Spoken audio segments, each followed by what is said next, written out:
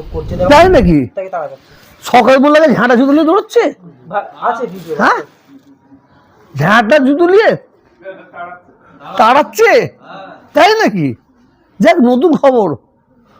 জুম্মার দিন আজকে আল্লাহ তুমি বিচার শুরু করো আল্লাহ।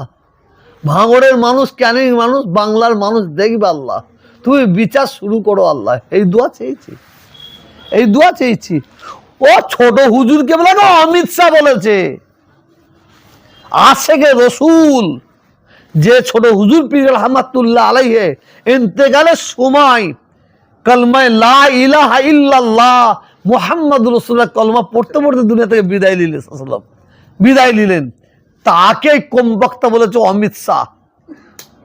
অমিত শাহ, ছোট হুজুর যদি অমিত শাহ হয়, ছোট হুজুরের বাপ দাদা হুজুর কি হবে? পুতা হাত তুলে আঙুল বাড়িয়েছে। ও তো পদে পদে আল্লাহকে বিরোধিত করবে। এবং ফুরফুরা সিলসিলার মানুষ যারা ফুরফুরায় আসে, যারা ফুরফুরা আসে তাদের মূর্খ গদ্দপ বলেছে। ফুরফুরার পীর জাদাদের ও জানোয়ার পর্যন্ত বলেছে। ওর বিচার আল্লাহ করবে না। আরাবুল কায়জার প্রেস কনফারেন্স করে বলেছে সওগাতের বিরুদ্ধে জিহাদ ঘোষণা করেছেন, যে ভাঙড় থেকে ওনাকে তাড়াবো। আপনি কি ওনার সাথে? আমি কোনোদিনই শওকাতকে তাড়াবো বলিনি। শওকাতকে আমি তাড়াবো আর কে? শওকাতকে নাম্বার 1 আল্লাহ তাড়াবে, আর নাম্বার 2 ভাঙড়ের মানুষ, ক্যানিংয়ের মানুষ তাড়াবে।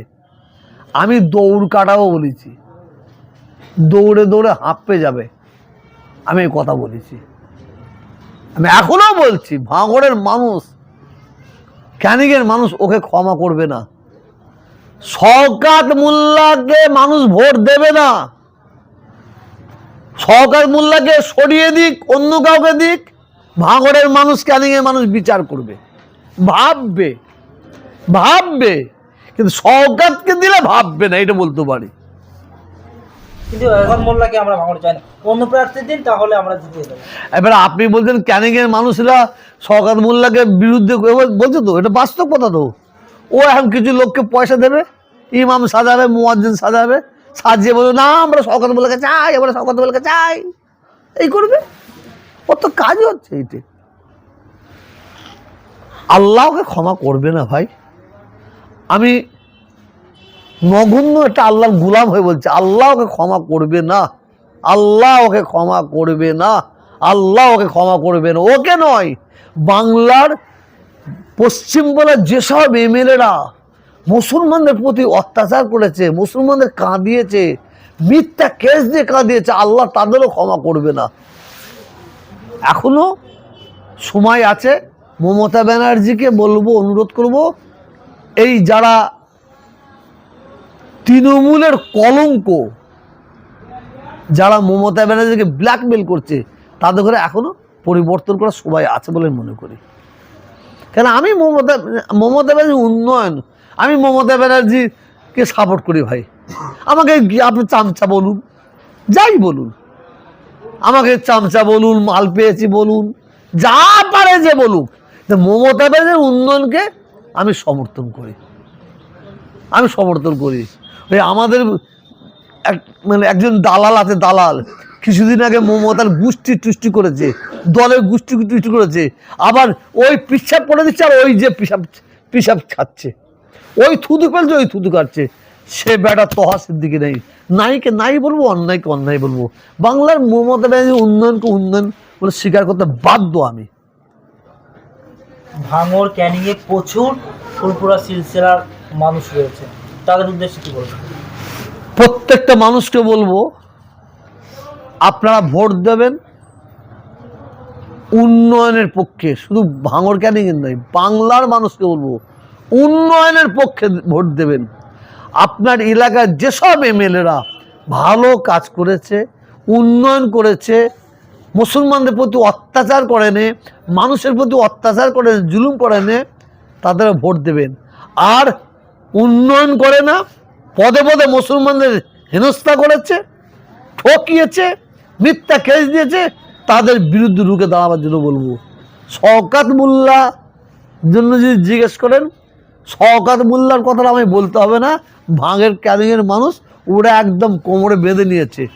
আর আর প্রশ্ন করবেন না, হ্যাপি যাবো, কত বলবো? হ্যাঁ, মোল্লাকে সরানো হোক, কারণ দলটাকে ক্ষতি করছে শওকত মোল্লা। আমি কেন বলবো? আমি মুখ্যমন্ত্রীর কাছে অনুরোধ করবো, 2 নম্বর চিটিংবাজ, ধোঁকাবাজ, যারা মানুষের সঙ্গে প্রতারণা করে, যারা তুলাবাজি করে, যারা অন্যের জায়গায় মেরে নেয়, যারা তুলাবাজি করে, হ্যাঁ, যারা মুসলমানদের মিথ্যা করে কেস দেয়, সেই সব ব্যক্তিদের আমি মমতা ব্যানার্জিকে বলবো পরিবর্তন করার জন্য। ভাঙড়ে কিছুদিন আগে ইমাম সম্মেলন হলো, সেখানে শওকত মোল্লা ছিল এবং ফিরহাদ হাকিমকে আমন্ত্রণ করেছিল। ফিরহাদ হাকিম ঢোকার সাথে সাথে মাইপে অ্যানাউন্স করছে যে হযরত মাওলানা ফিরহাদ হাকিম সাহেব। ও ভুল বলে ফেলেছে, ওটা ইচ্ছা করে বলে না, এটা একটা ওটা ভুল হতে পারে, মানুষ মাত্র ভুল হতে পারে, ও ভুল হতে পারে। ওইটা নিয়ে দেখেন, ভাঙড়ে ইমাম মুয়াজ্জিনদের ওইটা মিটিং নয়, আমি লিখে দেবো আপনাকে। ওইটা ইমাম মুয়াজ্জিনকে দিয়ে, ইমাম মুয়াজ্জিন ছিল না, 5-7 জন ছিল, সব খবর 5-7 জন ছিল, বাকি সব ইমাম মুয়াজ্জিন সাজিয়েছে। দাড়িওয়ালা হলে মৌলানা, দাড়িওয়ালা হলে মুফতি, দাড়িওয়ালা হলে হাফেজ, হ্যাঁ, দাড়িওয়ালা হলে ইমাম। ইমাম ছিল 2-10টা ছিল, বাকি সাজানো হয়েছে। ওইটা ইমাম মুয়াজ্জিনদের সভা নাই, ওইটাকে ইমাম মুয়াজ্জিনকে সভা বলেছে বলে আলেম ওলামারা যাবে, মুসলমানরা যাবে, হ্যাঁ, ওইটা মানে ইনডাইরেক্টলি ওটা শওকত মোল্লাই সভা করিয়েছে। আর ববি হাকিম উনি জনগণের নেতা, ববি হাকিমকে সারা বাংলার মানুষ ভালোবাসে, বাংলার মানুষ শ্রদ্ধা করে।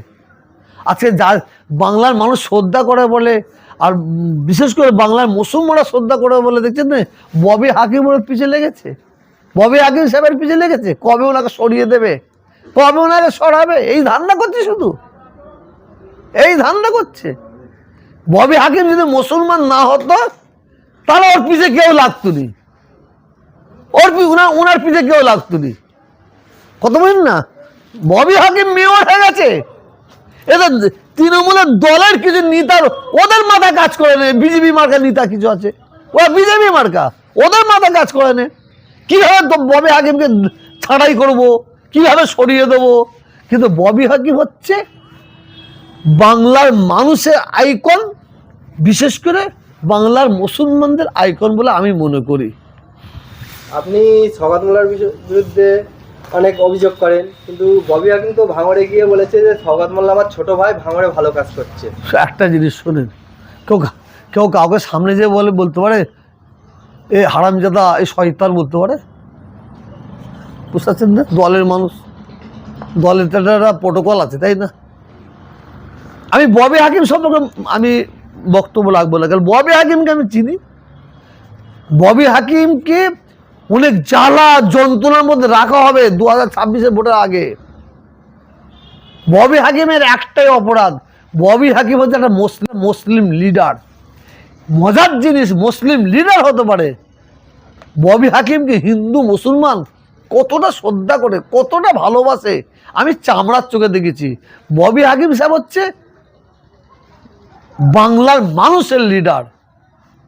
আজকে ববি হাকিম সাহেব আছে বলে আমরা বাংলার মুসলমানরা কিছু কথা ওনাকে গিয়ে বলছি, উনি সেটা ভায়া মুখ্যমন্ত্রীর কালে তুলছে, এটা বলতে পারি আপনাকে।